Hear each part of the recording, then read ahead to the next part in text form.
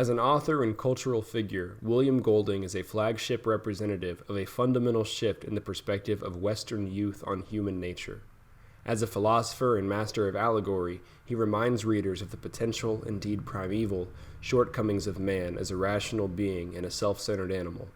As a man, he is a troubled and a lively spirit, the manifestation of a dichotomy present since his birth and perhaps experienced by all to some degree, though especially potent in his own psyche. As a professional, he is bold, patient, and aspirational, a combination which led him to great heights and occasional frivolity while maintaining a deep self-awareness and significant humility. Born in 1911 to two impoverished educators, Golding found himself at a young age with his feet in two different worlds. According to his close friend and biographer John Carey, as chronicled in Peter Green's review of Carey's William Golding, the man who wrote Lord of the Flies, Golding suffered abuse and neglect throughout his childhood. Neither parents were especially affectionate, and his mother in particular would touch Golding only to harm him, preferring makeshift projectiles to the hugs and kisses that inform the sentimentality of those with comprehensively healthy familial relationships. Correlatively, Golding experienced vivid hallucinations in his early youth, the most memorable of which he appears to have perceived as cosmically significant. Their influence on his cognitive development and metaphysical concepts are not to be doubted, however radical Golding's own suggestions of the reality may seem. These apparitions themselves are likely to have been formed in part due to Golding's mother's interest in the supernatural, which contrasted heavily with his father's atheistic rationalism. I'll put a link in the description below to an article that talks a lot more about that. Golding's most memorable visions, as he would likely have preferred to call them, hold similarities in context and significance. The earliest of these that he recalls in Carey's William Golding, the man who wrote Lord of the Flies, again as chronicled in Green's review, is of a small white cockerel, head bobbing, emanating utter friendliness. Then it vanished, and the friendliness went with it. The second instance described in the same passage is of a stag, emanating, and to Golding deeply representative of, indifference. If it is the application of meaning to events, beings, and apparitions that in fact brings meaning itself into creation, Golding must be considered impressively philosophically productive.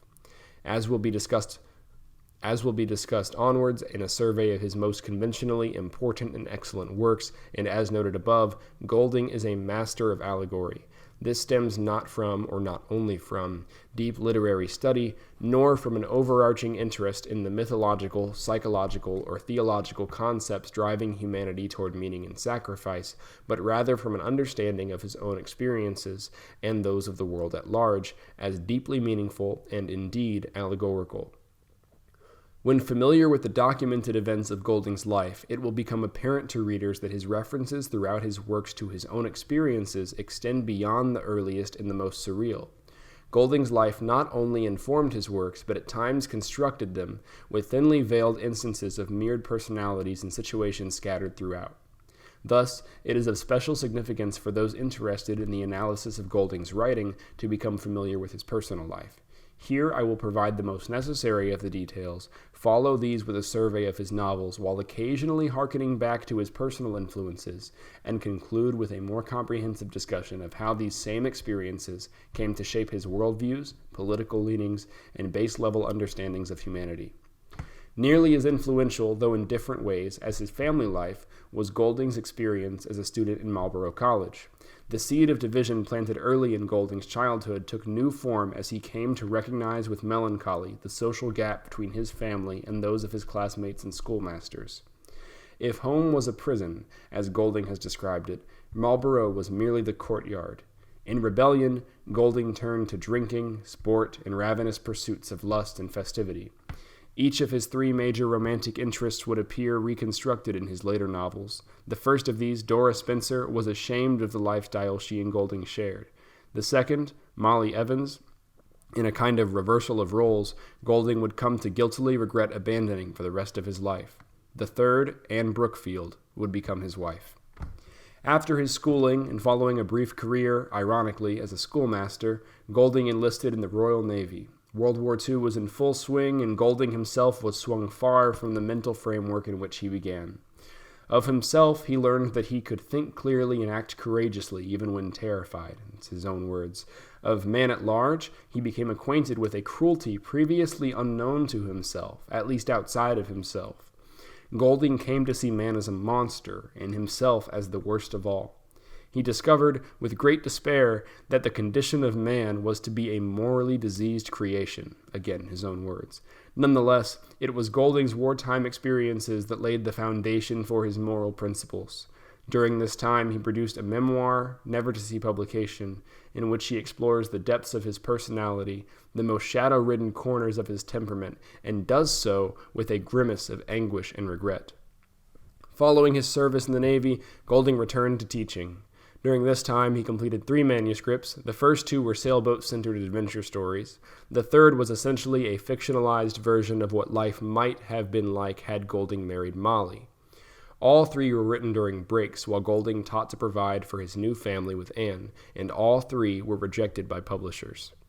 Most significant in regards to his literary career, here lies the origin of The Lord of the Flies. Having grown up in traumatizing circumstances and having faced the dark heart of man at war, Golding now was forced to witness and confront perhaps the greatest evil he had yet encountered, that of rowdy, rebellious schoolboys. Virginia Tiger of Rutgers University described Golding's reputation amongst readers as a novelist confirming what had been only privately understood about human behavior. This became immediately recognizable and observably true the moment Lord of the Flies was released. However, by the time this flagship work was made available to the public, the manuscript itself was worn, its edges yellow and bent from the thumbs of 15, possibly 21, publishers who turned down the novel that would soon become required reading for the same schoolboys it depicts so darkly. Lord of the Flies tells the story of a group of boys stranded on an island, left to build their own society, to make their own rules, to forge their own gods, to hunt and to fight and to destroy each other, as Golding believes they would in reality, given the circumstances. The tribe is divided over time into 2 groups, that of Ralph, the immature but reasonable leader, and Jack, the increasingly bloodthirsty hunter. Many mistakes are made, and a handful of gruesome and memorably despairing deaths occur before the remaining boys are ultimately rescued at the end of the tale. As noted in the Columbia Electronic Encyclopedia, 6th edition, Golding was basically concerned with the realm of ideas, the eternal nature of humanity, and the immaterial, spiritual aspects of the world. Lord of the Flies expresses this wonderfully. Many of its most riveting scenes are presented in mythopoetic prose, or at least with a tone of vivid surrealness. With Lord of the Flies, Golding sought primarily to trace the connection between man's diseased nature and the international mess he gets himself into. When the novel was eventually published, following a change of name and significant editorial work, this was a message the world was ready for, having just gone through World War II and having witnessed some of the greatest moral atrocities of the 20th century. Lord of the Flies would prove wildly successful, uprooting J.D. Salinger's The Catcher in the Rye and claiming its place as the manifesto of Western youth. However, when asked during an interview with Douglas M. Davis for New Republic, Golding said, "I think both mine and Salinger's are valid pictures. My children are sub-adolescents faced with a sub-adolescent world. His hero is a post-adolescent faced with an adult world." Nonetheless, it seemed, as described by Peter Green, that self-pitying egotism was out, and original sin made a spectacular comeback. Golding's next novel, published in 1955, 1 year after Lord of the Flies, was markedly different from its predecessor, yet handled similar themes. Here, Golding tells of a tribe of Neanderthals who discover and are eventually conquered by a clan of brutal, cannibalistic Homo sapiens. While distinctions between the 2 groups are highlighted throughout, the story reads as a kind of recreation of the fall described in the Christian mythology. Golding's primitive protagonists experience lust, vengeance, and greed for the first time, allured time and time again by the creatures that inevitably enact their demise. As Lord of the Flies had been framed as a counteract to The Catcher in the Rye, The Inheritors has been pitted against the happy upper-class colonialism of Ballantyne's The Coral Island and against the evolutionary rationalism of H.G. Wells' The Grizzly Folk. As noted by Langan Ellsbury in The Language of Extremity, the 4 elements in Golding's The Inheritors, Golding deconstructs Wells's deterministic account of human evolution and of the Cro-Magnon's self-evident superiority. Stylistically, The Inheritors is of special interest because it is narrated primarily by a member of the Neanderthal tribe, who can think only in images and has yet to develop the neural processes necessary in evaluating correlative and causative relationships. Near the end of the story, this perspective is broken, and readers see the character through which they viewed this world become merely a crying creature underneath a tree. Due to its inventiveness, many consider The Inheritors to be Golding's finest work. To depart from thematic similarities, Lord of the Flies and The Inheritors share another commonality. Both deal with worlds far removed from our own, isolated and inhabited by something other than the contemporary human being. In his next two novels, Pincher Martin and Free Fall, Golding seems to set out on the beginnings of a fierce struggle to break free from this self-imposed isolation. Pincher Martin, in summation, is the story of a man's ego outliving the man himself, stringing the reader along on the survival adventure tale of a man revealed to be already dead. In Free Fall, the protagonist is on a search for cosmic truth, which is sufficiently revealed to him by way of visions and a humble cry for help. However, it must be remembered that the truth for Golding was that all terror and despair are born of the human mind, and all evil too. These themes, holding great philosophical weight, Golding would carry into an array of impactful novels throughout his literary career. The Spire, from 1964, is a tale of human vanity and stubbornness, described by Frank Kermode as a book about vision and its cost. Double Tongue, published in 1993, explicitly pits divine inspiration against rational intelligence. Despite these dark and heavy thematic interests, many friends and interviewers have discovered Golding to be surprisingly lively as a person. Lively. Critical reception of Golding's work fluctuated greatly over the course of his career. Despite the multiple rejections his early novels faced by publishing houses, Lord of the Flies and The Inheritors were well received by literary critics of the 50s and 60s. However, critical reception of Free Fall and The Spire rose slowly from murmurs of doubt to howls of disapproval. Golding was generally unconcerned with critical concerns, however. His later novels, namely Rites of Passage, which won the 1981 Booker Prize, Darkness Visible, and the posthumously published The Double Tongue, were well received by literary critics.